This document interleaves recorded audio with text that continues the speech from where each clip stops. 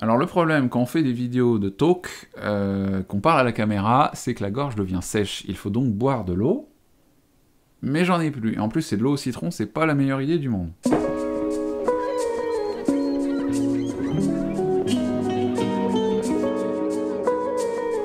Salut Bandelou, j'espère que vous allez toutes et tous bien, je suis vraiment ravi, après ces quelques semaines de pause, de vous retrouver pour une nouvelle vidéo sur la chaîne. J'espère que l'éclairage va bien, en tout cas on verra ça au montage. En tout cas voilà, je vous retrouve pour une vidéo bullet journal et surtout déblocage de créativité, parce que c'est ce que j'ai vécu ces dernières semaines, et autant vous dire que ça a été, ouais, pour le créateur que je suis, une souffrance. Et le but du jeu, c'est de vous partager cette expérience pour que si jamais vous aussi vous êtes dans le mal à cause d'un blocage de créativité, d'une panne d'inspiration, pour justement que vous arrêtiez de culpabiliser et que vous vous sentiez mieux.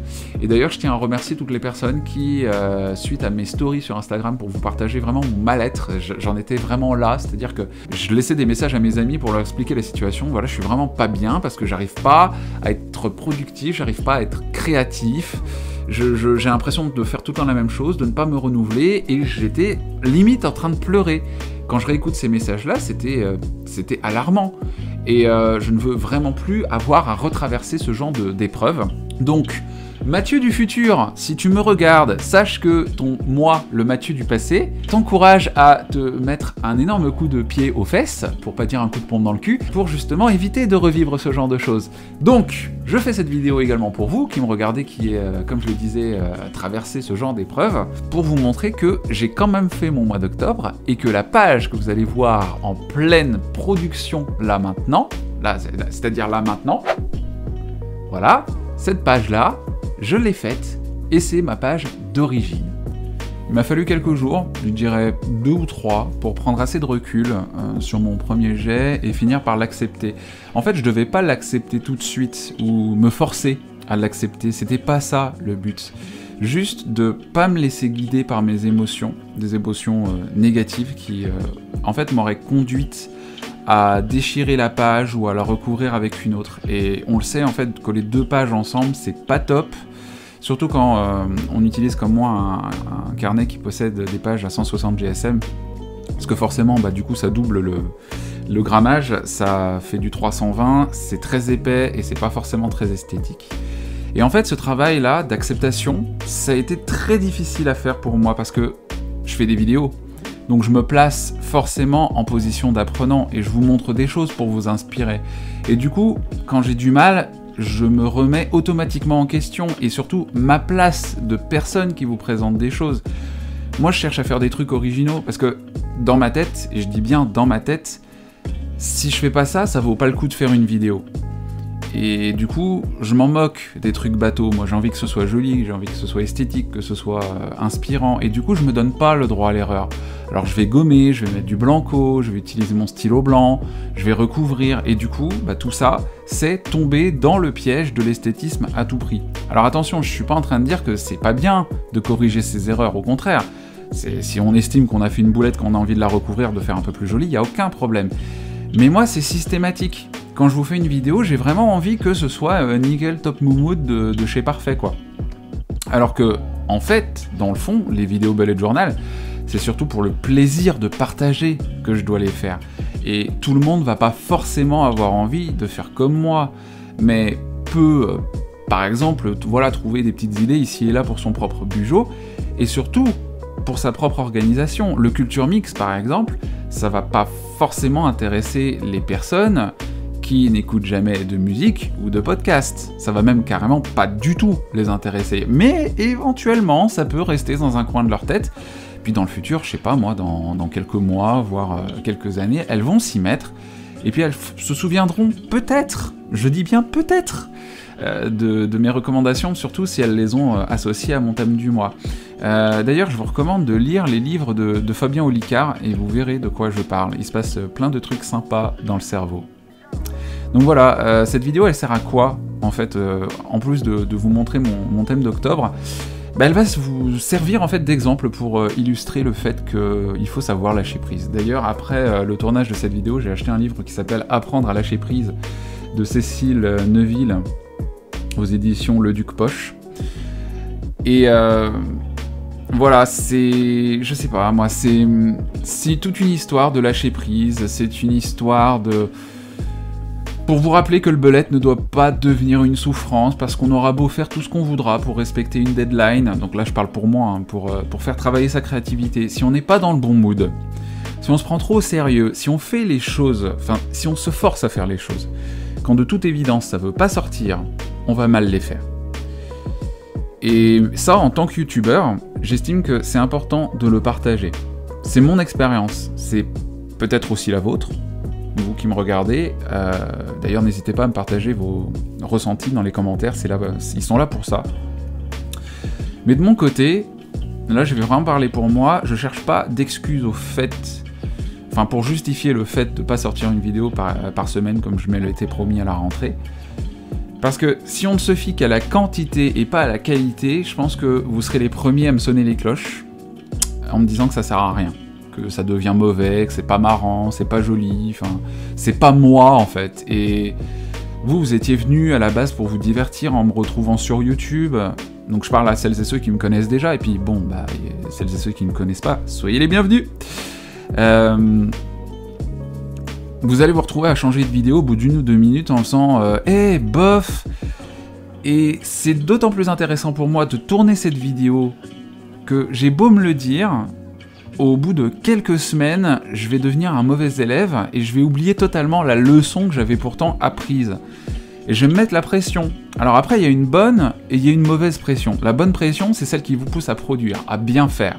C'est toutes les récompenses que vous m'offrez en likant, en partageant les vidéos, en me soutenant sur les réseaux, en me laissant des commentaires. C'est tout ça, en fait, la bonne pression. Mais la mauvaise, c'est la volonté de produire plus rapidement, parce que sinon, bah, il va y avoir les conséquences. On va moins me suivre, on va moins liker, on va m'oublier. Voilà, c'est l'appréhension du youtubeur, le blues du youtubeur, on pourrait appeler ça, voilà, on dirait bien. Du coup, en transformant cette leçon en vidéo, bah, en cas de rechute, si on peut appeler ça comme ça, je pourrais la regarder et me souvenir que si je prends mon temps, si je prends du recul, et que je ne me laisse pas dicter mes choix par mes émotions, là, je pourrais progresser. Alors, bien sûr, c'est pas parfait au premier jet, mais après, il n'y a rien qui m'empêche de m'entraîner d'abord sur du papier de brouillon. Voilà, là les petites feuilles, elles sont mignonnes, elles sont réussies parce que justement, ok, le trait il n'est pas forcément très assuré, c'est pas forcément symétrique, en fait en soi, est-ce qu'une feuille est vraiment symétrique? Pas vraiment. Mais le côté mignon, il est là. Ce sont des feuilles, voilà, mission accomplie. Vous me voyez utiliser divers matériaux. D'ailleurs, j'adore ces crayons-là. Je vous les ai déjà présentés via Stationery Pal. Ce sont les Zig Clean Color Dots qui sont parfaits pour faire des petits yeux. Parce qu'au moins, ils sont bien ronds. Vous n'êtes pas obligé de faire des petits cercles. Moi, je ne sais pas faire de cercle à la main, avec à la main levée, quoi. Je n'y arrive pas. Donc, pour faire des petits points, c'est parfait. Et ensuite, je fais encore d'autres petits points blancs pour pouvoir faire, vous savez, des yeux brillants façon manga. Puis ensuite, la petite langue. Voilà, là, vous me voyez les réaliser. Des petits points blancs, et hop, c'est bon. C'est aussi bête que ça. Et puis, alors que je les dessine pas moi-même, j'utilise des stickers de la nouvelle collection Valley of Paper. D'ailleurs, sa nouvelle collection automne 2021 est topissime. N'hésitez pas à aller dans la description de cette vidéo pour retrouver tout ce dont je me suis servi, que ce soit les crayons, les stickers, les washi tape, les stickers géants, le papier coloré ou même encore les exercices créatifs. D'ailleurs, restez jusqu'au bout de la vidéo parce que je vais vous présenter 2 livres qui m'ont particulièrement aidé. Le Flow, tout d'abord, parce que bon, ça c'est la base. Et ensuite, le livre d'Anne-Marie Jobin, le nouveau journal créatif, dans lequel j'ai pioché un exercice en particulier, c'est l'écriture non linéaire. En fait, j'ai dessiné un soleil avec un sourire tout mignon, et tout autour, j'ai écrit des phrases pour me faire du bien, des affirmations, comme par exemple « je suis soutenu »,« je suis bien entouré »,« on ne peut pas toujours être inspiré »,« mon travail est apprécié », ou encore « c'est ok de ne pas réussir du premier coup ». Voilà, et le sourire au milieu, ça me représente moi, qui recueille toute cette bienveillance, qui lui sourit, qui accepte mes imperfections. C'est donc ça, l'un des très très nombreux exercices créatifs du livre d'Anne-Marie Jobin, et je vous en reparle dans un instant. D'ailleurs, je vous parlais il y a quelques secondes du fait d'accepter les foirages, mais ça n'empêche pas que si j'estime pouvoir rattraper une bourde, je la rattrape, hein. Faut pas tout mélanger. Voici donc le résultat de la weekly, mais surtout on va revenir sur le résultat final. Donc je vous parlais du soleil avec le sourire. Un mois à placer sous le signe de l'acceptation, avec des nuances de jaune, de orange et de marron. Eh ben, y a pas à dire, qu'est-ce que c'est bon. Comme promis, je vous présente donc ces livres et magazines qui m'ont permis de sortir de ces pannes créatives. Le flow, par exemple. Le flow, c'est une valeur sûre. Voilà, c'est le Book for Paper Lovers, c'est le numéro 5, mais je crois qu'en fait, c'est le numéro 8. Il y en a qui ne sont pas sortis en France. Book for Paper Lovers, qui est enfin sorti en France. June en avait fait d'ailleurs un flip-through. N'hésitez pas à aller sur la chaîne June Valley of Paper, dont le lien se trouve en description, pour voir carrément tout un détail. Un flip-through, hein, tout simplement, pour voir l'intérieur du journal, voir si ça vous intéresse. Enfin, c'est pas un journal d'ailleurs, c'est le Book for Paper Lovers. C'est une espèce de gros livre avec des feuilles détachables pour pouvoir justement vous aider à faire réaliser tous vos projets créatifs. Vous avez des cartes postales, vous avez du papier à lettres, et vous avez même à l'intérieur en fait une pochette avec un pop-up. C'est quand même beau, hein. D'ailleurs, le pop-up, ça pourrait être quelque chose que je pourrais faire dans un futur Plan With Me. Mais je trouve l'idée vraiment hyper intéressante de pouvoir utiliser plein de matériaux différents pour faire du multitechnique. C'est vraiment, vraiment, vraiment une bible, une base. Voilà, donc n'hésitez pas, ça coûte 25,95 €, autant dire 26 €, et parfois il coûte 32 €. Je crois que c'est le moins cher que j'ai acheté, ou alors je me suis fait arnaquer. Et puis, évidemment, je voulais vous présenter le nouveau journal créatif d'Anne-Marie Jobin. Si vous voulez avoir des exemples d'exercices créatifs, ce livre-là, c'est une base. Pareil, c'est des exercices de libération créative. D'ailleurs, je vous avais parlé, je vous ai fait une vidéo, il n'y a pas si longtemps que ça, de mon carnet de libération créative. Eh bien, sachez que j'en ai une petite version également, où là, vous avez l'un des exercices d'Anne-Marie Jobin, que vous pouvez d'ailleurs retrouver en vidéo sur YouTube. Vous tapez Anne-Marie Jobin, ou l'école Le Jet d'encre, mais jet d'encre avec un A, le jet d'encre, mais avec un A. Parce que ça pourrait être un jet d'encre E-N-C-R-E, mais c'est le jet d'encre A-N-C-R-E. J'espère ne pas dire de bêtises. En tout cas, ça c'est un exercice de libération créative que je trouve génial. C'est l'exercice où vous allez pouvoir exorciser toutes vos pensées négatives. Vous allez écrire plein de choses, et vous allez peut-être même entrecroiser vos lignes. Le but c'est de noircir la page vraiment, mais vous n'êtes même pas obligé d'écrire correctement. Vous pouvez aussi utiliser l'écriture instinctive, l'écriture gribouillage, où vous allez penser à des choses, vous allez écrire, mais vous en foutez complètement de ce que vous écrivez, si c'est lisible ou pas. Le but du jeu c'est pas être lisible, c'est de ensuite justement venir appliquer un baume de couleur. Prenez une couleur qui vous calme, une couleur qui vous fait du bien, qui vous apaise, pour justement vous dire, ok, j'applique un baume sur tous ces sentiments négatifs, j'ai pas besoin de les relire, je m'en fous, je sais qu'ils sont là, et j'applique un baume. Et moi, j'ai appliqué le mot bienveillance. Juste là, j'ai fait un collage, et j'ai vu qu'on pouvait mettre n'importe quel mot, un mot qui nous fait du bien. Je me suis dit, il faut que j'arrête de me prendre la tête, faut que que je fasse un truc qui me fait du bien. Je vais exorciser toutes ces pensées négatives, toute cette perte de confiance que j'ai traversée, ce manque de créativité. Ouais, en fait, ce que tu fais, franchement, c'est pas top, tu vas pas réussir à sortir du lot. C'est tout ça, j'ai écrit. Et après, j'ai appliqué un baume et je me suis dit, il est temps d'être plus bienveillant envers moi-même. Et c'est comme ça, en fait, que j'ai sorti... c'est comme ça, en fait, aussi qu'il m'est venu l'idée de faire cette vidéo que vous êtes en train de regarder maintenant. C'est que la bienveillance envers soi-même, on a tendance à trop la négliger. On a tendance à être bienveillant envers les autres. Si vous ne l'êtes pas, soyez-le. C'est très sympathique d'être bienveillant envers les uns et envers les autres. Mais envers soi-même, on a tendance à l'oublier. Et vous avez été tellement nombreux et nombreuses à m'envoyer des messages sur Instagram suite à mes stories où je vous faisais part de cette souffrance qu'avait été cette panne créative, que, en fait, vous êtes des choux, vous êtes des choux à la crème, des loups à la crème, comme j'aime bien le dire.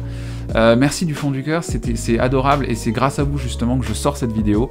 C'est grâce à vous si j'ai repris la main sur ma créativité, sur mes projets, si je suis de nouveau à la caméra avec vous, vraiment, c'est que, voilà, vous m'avez, devant la caméra, pardon, vous m'avez vraiment envoyé de l'amour, c'est incroyable, quoi. Et puis on est plus de 10 000 loups, 10 300 de ce que j'ai vu, c'est incroyable, quoi. Donc merci du fond du cœur, c'est cette bienveillance que je reçois de votre part, et cette nouvelle bienveillance dont je fais part envers moi-même, ça m'a permis de sortir en fait justement de cette panne créative. Au montage, je vais douiller, ça va être génial tellement je n'arrive plus à faire de phrases correctes. Mais c'est pas grave, c'est spontané et c'est le but du jeu justement. Je voulais vraiment vous montrer que voilà, il faut savoir être bienveillant envers soi-même. C'est comme ça que j'ai réussi à accepter la première page telle que je voulais montrer, la page avec les feuilles, avec les petits sourires. Maintenant ça y est, je sais que c'est pas grave de pas utiliser son bullet journal tout le temps.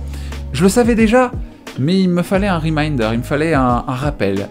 Et je peux remercier vraiment, du fond du cœur, ma communauté, mais également me remercier moi-même d'avoir réalisé ça. Et grâce à ça, justement, je vais pouvoir vous sortir une bien jolie vidéo pour le mois de novembre. Voilà, j'ai déjà le thème, j'ai déjà l'organisation, je me suis fait ça pendant que j'étais parti quelques jours me reposer dans le Nord. J'ai pris mon ordinateur, je me suis dit, ok, j'ai envie de faire quoi? J'ai tout couché sur mon ordinateur et je me suis dit, ok, on va faire ça. Et voilà, c'est reparti, la machine est repartie. Donc merci du fond du cœur pour tous vos messages, pour tout votre soutien incroyable. Je vous embrasse très fort, prenez bien soin de vous. On se retrouve très vite pour une nouvelle vidéo. Je vous embrasse. Prenez soin de vous et je vous dis à bientôt. Ciao.